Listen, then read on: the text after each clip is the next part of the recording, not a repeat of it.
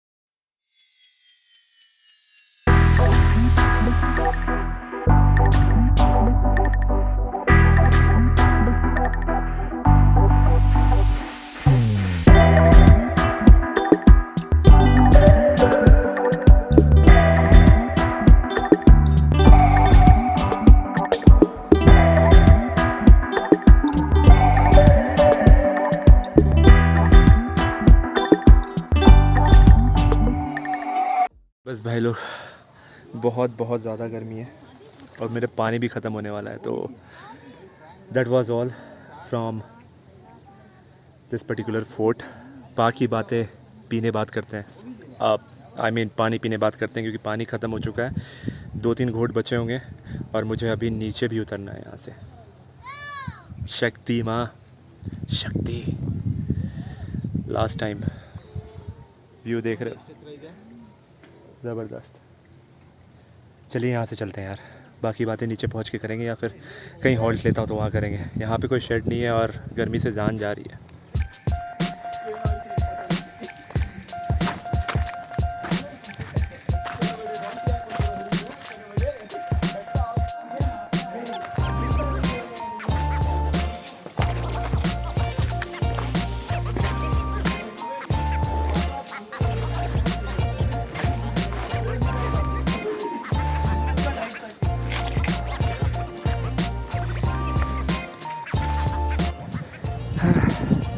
काफ़ी नीचे आ चुके हैं। एक फ्रेंडली एडवाइस है कि on a idle sunny day kindly carry more than a liter for one person to and fro journey for this particular fort right behind me, and try to wear rubber sole shoes and slippers as much as possible, because यहाँ पे ज़्यादातर क्या पूरा stretch जो है वो rock को काट के बनाया गया है।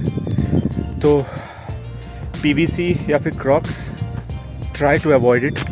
Instead try to wear rubber sole shoes और स्लीपर्स।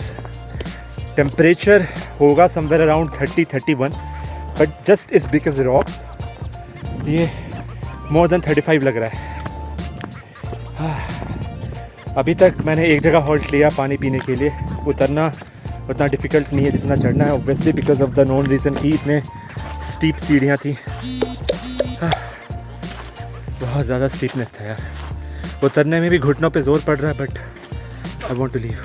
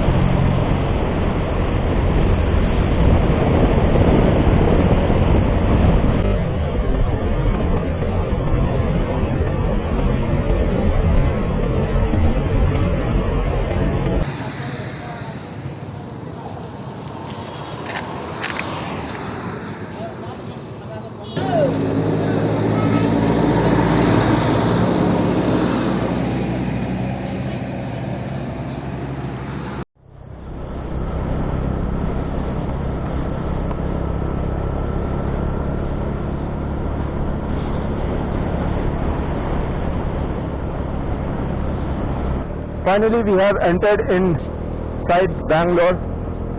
हालांकि बैंगलोर का सेंटर पॉइंट अभी भी 20 किलोमीटर दूर है, बट कुछ बातें हैं जो अभी कर लें। The last thing that I will discuss nearby to my home would be what the average. अरे भाई काट दिया इसने, तो बच गया भाई, मैंने तो नहीं देखा, उसने भी नहीं देखा। ओ कितनी सारी बाइक एक छोटी सी गाड़ी पे लाद के ले जा रहे हैं, मतलब साइकिल्स, 1 2 3 साइकिल्स, माय गुडनेस। बंदे तो 2 ही हैं, ऐसे तीनों साइकिल चलाने वाले ही होंगे। चलिए, तो इससे पहले कि ट्रैफिक बढ़े हम कुछ महत्वपूर्ण बातों पे बात कर लेते हैं इस बाइक पे। Although this is my first long ride, अभी तक जो टोटल डिस्टेंस बाइक में चली है that is of 258 kilometre till here. इसमें till this particular long ride which was of 220 kilometre to and fro, अभी पूरा 220 किलोमीटर हुआ नहीं है। तो the first thing that I want to praise about is the acceleration, awesome acceleration. Although मतलब मैं फिर भी I am not accelerating it very harsh just because of this is a new bike, और engine तो इतना stress नहीं डालना चाहता मैं, बट सुपर्ब एक्सेलरेशन। मतलब 0 to 100 आपको हार्डली 4 से 5 सेकेंड लगेगा, even if you are gently मतलब उतना भी नहीं, 5000 से 6000 आरपीएम के बीच में अगर आपकी गियर शिफ्टिंग हो रही है तो अप्रॉक्सीमेटली 6 सेकेंड या 7 सेकेंड में यू विल टच 100 kmph। उसके बाद the second thing that I want to talk about is the manoeuvrability, जो कि मैं जाते टाइम भी कहा था कि इसकी बैलेंस ऑसम है। मतलब आप किसी जर्क में जाओ या फिर आप जिग-जैग करके ट्रैफिक कट करते हुए आगे निकलो, यू हैव दैट कॉन्फिडेंस कि अगर कोई बंदा सामने भी आ गया वाइल जिग-जैगिंग या फिर गड्ढा आ गया है, कुछ भी आ गया है, and you apply brake, the bike will not get disbalance. That's the confidence this bike will give you. और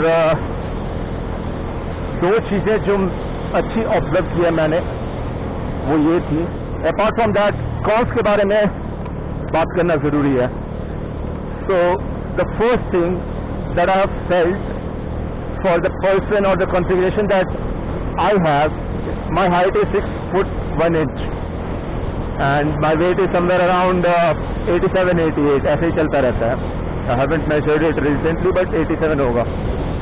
तो इनिशियली मतलब हो सकता है कि I am riding the bike after a very long time, तो could be that reason, but थोड़ा सा लोअर बैक में पेन हो रहा है, means it's not that comfortable. I don't know because मुझे हो सकता है थंडरबर्ड के वो क्रूजर सेगमेंट वाली सीट पे बैठने की आदत हो गई हो, तो यूज टू होने में इस बाइक पे टाइम लगेगा। लेकिन आप भी अगर सेम थंडरबर्ड या बुलेट से इस पे शिफ्ट होते हैं और मेरी जैसे डायमेंशन है आपकी 6 foot 1 inch and with the weight and something of 85 plus, तो प्रॉब्ली इनिशियल स्टेज में आपको भी थोड़ा प्रॉब्लम हो सकता है बाइक पे। और अभी एवरेज के बारे में तो डिस्कस नहीं करेंगे, ऑल्दो 30 लीटर का टैंक है, आई बिलीव इसमें मैंने 12 लीटर के अराउंड भरवाया था, तो उसमें there were 8 bars which indicate the fuel gauge. Right now we have 3 left. Approximately each bar indicates of 1.5 liter approximately, मतलब मिला जुला करके 1.5 लीटर का एक बार होता है। And my home is still 40 kilometre left, तो मुझे लगता है अभी तक ये 26-27 का एवरेज दे रही है। मतलब सिटी में घुसेंगे तो हो सकता है थोड़ा और डिप डाउन हो जाए। अभी हाईवे पे विदाउट एनी सर्विस 26-27 का एवरेज ये दे रही है, which is I think is okay. मतलब आप थंडरबर्ड और हिमालयन से कंपेयर करेंगे, हालांकि उसमें उतनी BHP नहीं है, इतना टॉर्क नहीं है, इतना हाई स्पीड इंजन नहीं है जिसको आप रेव करके 150 तक ले जा सकें, बट अगर आप उससे कंपेयर करेंगे सिर्फ सीसी वाइज की हिमालयन इतना एवरेज दे देती है ऑफ 35, तो हाँ फिर आपको ख़राब लग सकता है थोड़ा सा डोमिनार में, आई एक्सेप्ट। बट उसके अलावा एक चीज़ जो मुझे सबसे ज़्यादा लग रही annoying is the wind blast. Wind blast के लिए मुझे वाइजर लगवाना ही पड़ेगा आगे। सीवियर विंड ब्लास्ट है, this is of no good, कोई काम का नहीं है ये। प्रॉब्ली आपको पता नहीं, हेलमेट के अंदर मेरा माइक है, आपको वो फील हो पा रहा होगा कि नहीं, बट एक्सट्रीम विंड ब्लास्ट है इसमें। On the speed of 100-110 you will feel it, मतलब आपके हेलमेट ऐसे शिवर करने लगेगा यू यू यू करके। तो that needs to be rectified. I will get it somewhere from some recognised shop जो प्रॉपर फिटिंग के साथ लगा है। ऐसा नहीं कि वो ऊपर से चेंटी जैसा लग रहा हो कि जबरदस्ती का किसी ने वाइजर लगा दिया, नहीं वैसा नहीं। कुछ इसका प्रॉपर एरोडायनामिक बनाना पड़ेगा जो सर के ऊपर से हवा निकाले, अदरवाइज इतनी ज्यादा हाई स्पीड इंजन होने का कोई फायदा नहीं है। Then after 100 you are struggling to look straight, आपका हेलमेट बिल्कुल ऐसे से होना शुरू हो जाएगा। एंड सिटिंग पोस्चर के बारे में मैंने बता दिया कि मुझे थोड़ा सा प्रॉब्लम हो रहा है। प्रॉब्ली अगर आपकी हाइट थोड़ी कम है एंड यू सिट एरेक्टेड तो आपको शायद ये ना हो। बाकी मैं ये बताना चाहता हूँ कि मेरा घर अभी 35 किलोमीटर दूर है, तो in the last I switch on the camera and I will show you what the gauge is, और उसके हिसाब से आप कैलकुलेट कर सकते हैं कि 12 लीटर्स में total run is of 220 kilometres. मैं जरा सा भी इधर उधर नहीं गया हूँ, not a little bit. So 220 kilometers and how many bars of fuel are left? Okay guys, so my home is just 5 minutes from here. I have just crossed the Silk Board in Bangalore. 4 kilometre और बचा है, तो सोचा कि finally जो most awaited topic था कि कितना देती है वो कंप्लीट कर लें हम। So out of 8 bars, as you can still see, there are 3 bars intact in the fuel gauge. तो बाकी तो मैं एडिटिंग के टाइम पे I will display it on the screen. But out of 12 liters, I think so approximately इसने 8.5 liters consume किया है. And the distance is 220 kilometers to be very precise. तो 27-28 का एवरेज आना चाहिए, बट ये मैं आपको बता दूं कि मेरी ड्राइविंग कंडीशन इसमें क्या रही है। On the highway I have try to maintain the speed in between 95 to 105, इसके बीच में ही मैंने चलाया है। And the RPM was between 5000 to 6000। 6000 तो कभी टच नहीं हुआ है, प्रॉब्ली 5000 and 5500, बिकॉज इसमें सीधा 5000 से 5500 शिफ्ट होता है आरपीएम, बीच में कोई रीडिंग नहीं दिखाता है। 5500 का वो है गेज है, तो वॉज यूजुअली बिटवीन 5000 and 5500। 6000 कभी भी टच नहीं हुआ है मेरे सामने, बट आई मस्ट से कि एवरेज वाले पॉइंट पे ना as a person as me, मतलब मैं कॉम्प्रोमाइज कर सकता हूँ। Because when you are owning a bike like Dominar, जहाँ पे आपको स्पीड चाहिए, जहाँ पे आपको एग्रेसिव एक्सेलरेशन करना है, जहाँ पे मतलब बॉडी वेट भी इसकी कोई कम नहीं है, इट्स अराउंड 210 kg, तो I can rather compromise on like 5 or 10 kmpl। Because ये जो स्पीड है ना, ये स्पीड फिर आपको हिमालयन में नहीं मिलेगी, not even in Himalayan and not even in classic 500।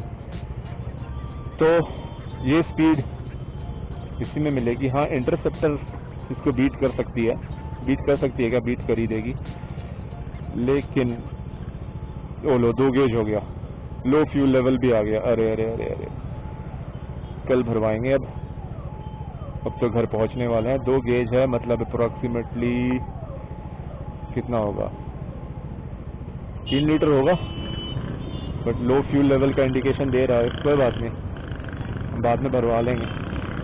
BS6 से थोड़ा पहले ही लो फ्यूल का इंडिकेशन दे देता है। बाकी आप लोग चाहें तो इससे और अच्छा एवरेज निकाल सकते हैं, लेकिन जैसा कि आपने हाईवे देखा और जैसे कि ये बाइक है, तो डेडली कॉम्बिनेशन में यार 90-100 से कम बनता नहीं है। मतलब आप ट्राई कर सकते हो अपने, अगर आप बहुत ज़्यादा शांत स्वभाव के हो या ऐसा कुछ है तो आप ट्राई कर सकते हो आराम से चलाने का। मैं इतना ही एवरेज निकाल पाया टू बी वेरी ऑनेस्ट। बाकी आप ये वाला जो इंस्टाग्राम हैंडल आ रहा है अभी स्क्रीन पे, आप इस पे मुझे फॉलो कर सकते हो for the pictures that I click and the experience that I share through photograph. Video बहुत कम होते हैं उस पर, video I usually prefer to put it on YouTube. तो for photographs you can follow me on that Instagram handle that I have shown you.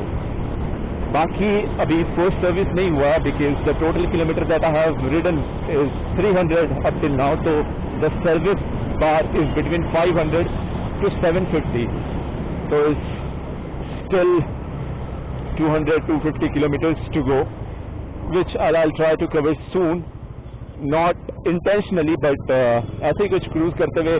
जैसे आज निकला तो 220 किलोमीटर हो गए, किसी और दिन निकलूंगा तो ऑब्वियसली वो सर्विस विंडो में आ जाएगा।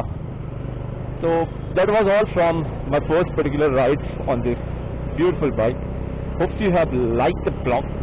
If you have, please like, share and subscribe. बाकी मिलते हैं किसी ऐसी रोड ट्रिप पे या फिर किसी और गाड़ी के परचेज में।